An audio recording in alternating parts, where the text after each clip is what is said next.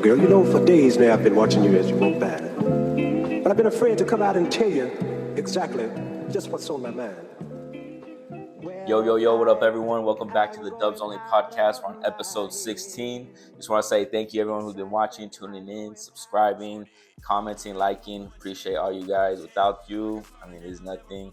So, again, thank you guys. We got a jam-packed episode. We got a lot of NFL topics. We also got our last topic is going to be something special that we're going to do. But let's go ahead and check this off. Let's go start with the beginning with topic number 1.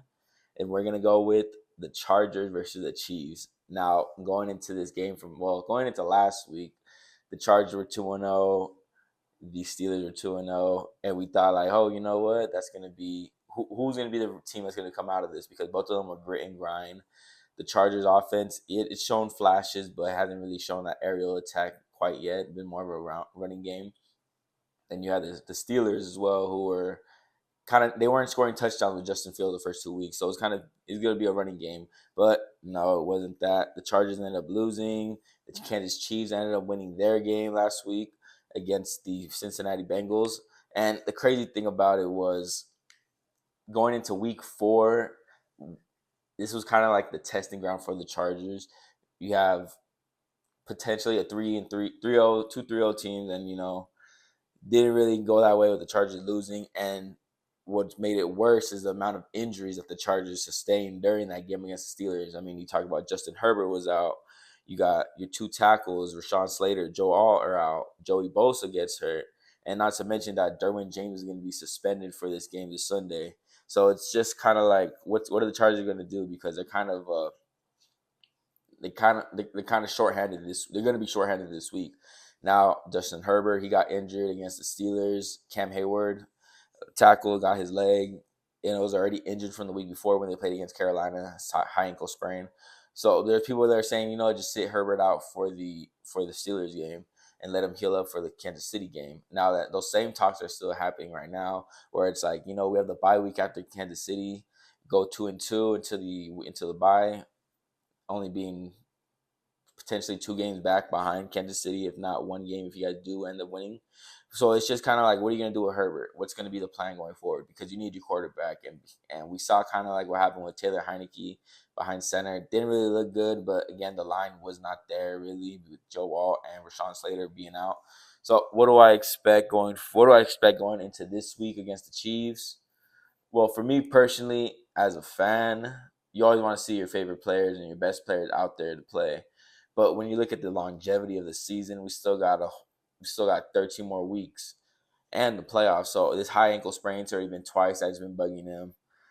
You know what? I'm sitting Justin Herbert this week, get the bye week, get 3 weeks to heal on that ankle, come back after that week 6. And yeah, that's what I would do. That's what I would want to see. Now, if he can go, then great. But, with the 2 tackles looking like they're going to be out, I don't trust the line like that to keep Justin safe in the pocket, especially from the edges. And also the interior, that's one of the Chargers' weak points, and the line, the interior. And you have Chris Jones, who's a game wrecker itself. So I'd say just sit Herbert out. Got the bye week next week. Then you got the next game after that. So I just sit him if I were the Chargers, honestly. Next thing we're going to go back to Justin Fields. And for me, Justin Fields, going into this season, it was, like I've mentioned before, this was looking like a renaissance for his career, more of like recreating his career because of this bad situation that was in Chicago. And then also having that chip on his shoulder because Chicago left him, and going from an unstable organization in the Bears and coming to one of the most stable, if not the most stable franchise in all of football, the Pittsburgh Steelers. And I'm just thinking, the way he's been playing, he was 3-0 now, and there are questions going into week 3 against the Chargers where we haven't really seen him throw the ball well. Against my Chargers, he decided just to go off.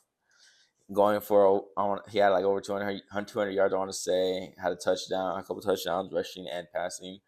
And it's just, I understand why you don't name him just the outright starter if you're Mike Tomlin, because you still have to give Russ that chance. But from the way that they've been playing as a team, the way that they've been winning, Yes, the close games. The first two games were close, but the second one was not. I mean, the third one was not against the Chargers. But just seeing the way that he's been able to perform, being able to kind of elevate each week, I just say I think he deserves that spot. I think he deserves a starting spot, and we're gonna see going forward. But yeah, I think Justin Fields, he's been carrying it up so far in the league in the first 3 weeks. Not scoring a lot the first 2 weeks, but definitely being impactful and making the plays to make his team win. All right, now it's going to be our next topic, which is going to be Jayden Daniels versus Caleb Williams. And not that they played head to head, but just the fact that you have the number one and number two pick, quarterback, and Caleb Williams has gotten off to a rough start. You could say it's been the line. You could say it's been him holding the ball too long. It could be a lot of stuff you can say. But the fact of the matter is, Jayden Daniels is balling out. I mean, Monday Night Football against the Cincinnati Bengals. Now he holds the record for highest completion percentage by a rookie in a game. Just diming up his teammates, receivers. Jordan McLaughlin got him 2 times on the bomb. The second time in the end zone to seal it against the Cincinnati Bengals. And of course, and it's you did it in Cincinnati against a team that was 0-2, needed to get a win, couldn't had to avoid going 0-3 to start the year. And the fact that you went in there as a rookie, you scored over 30 points on them, you beat them, and Jayden Daniels had the honestly the most impressive throw that I've seen so far this season. From what I saw, they said it was a cover zero. No safety help. Safety came in the blitz, and then Terry McLaughlin goes out with the fade route. He dimes him up perfectly in the pocket and right there in his hands, and got him right there on the sideline where he's able to get a knee down to make it a touchdown and just seal it right there. Just the fact that you see the way his poise was, his ability to read the defense, also use his legs as well. Jayden Daniels honestly looks like the real deal. Now it's pretty early in the season, but just from what you've seen right there last month on this past Monday, I think Jayden Daniels is really going to be the real deal. Now, what would have happened if Caleb Williams had gone to Washington instead? Because Washington is looking like to be a better situation, because you see that the line is there for Washington. You have your weapons. You have your run game as well. So you have that defensive coordinator. So you have that defensive-minded coach already who's going to get the defense together in Dan Quinn. We've seen what he did with the Cowboys. He's doing the same thing with the Washington Commanders. So I just think it's a better situation for Jayden Daniels right now, and that's what he's taking advantage of. He's taking advantage of the better situation that he's in compared to Caleb Williams. That line has not been able to protect Caleb Williams. Keenan Allen hasn't been playing. DJ Moore now is hurt. It's just what are we going to see from Caleb? Because we've seen the talent that he has. We've seen the throw that he's able to make. Now, can he do it on a consistent basis? It's his rookie year. There's still a lot of time to grow. But from what we're seeing, Jayden Daniels right now, he's definitely peaking early, just like CJ Stroud did last season. And yeah, Jayden Daniels, honestly, I think he might be one of the ones. He might be one of the ones.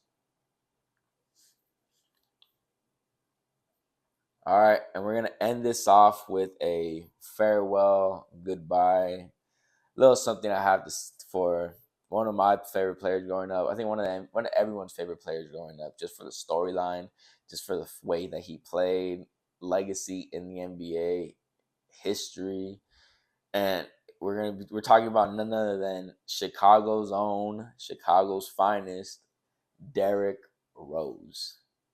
Now, Derrick Rose, when I think Derrick Rose, I just honestly think about speed, acrobatic, bounce, explosiveness, grit, grind, tough it out, resiliency, legend, all that stuff, man.